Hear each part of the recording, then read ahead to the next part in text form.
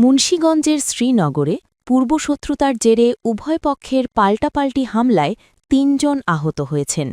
সোমবার বিকেল ৩টের দিকে উপজেলার রাড়ীখাল ইউনিয়নের উত্তর বালাসুর নতুন বাজার এলাকায় এই সহিংসতার ঘটনা ঘটে।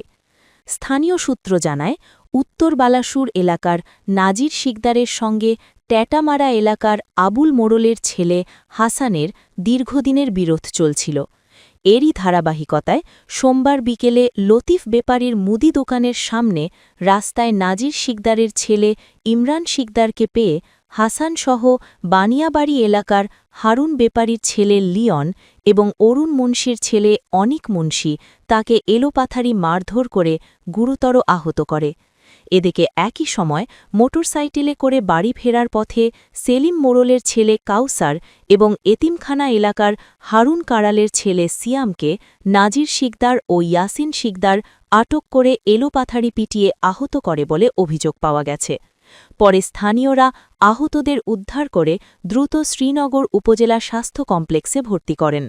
কর্তব্যরত চিকিৎসক আহত ইমরান শিকদারের অবস্থার অবনতি হলে তাকে উন্নত চিকিৎসার জন্য দ্রুত ঢাকায় রেফার করেন। অপর আহতদের উপজেলা স্বাস্থ্য কমপ্লেক্সে চিকিৎসা দেওয়া হচ্ছে। ঘটনার খবর পেয়ে শ্রীনগর থানা পুলিশ ঘটনাস্থল পরিদর্শন করে।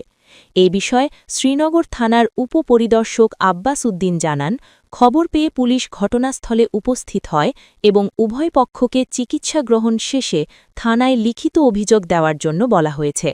অভিযোগ পেলে প্রয়োজনীয় আইনগত ব্যবস্থা গ্রহণ করা হবে বলে জানান তিনি। এ ঘটনায় এলাকায় উত্তেজনা বিরাজ করলেও বর্তমানে পরিস্থিতি পুলিশের নজরদারিতে স্বাভাবিক রয়েছে।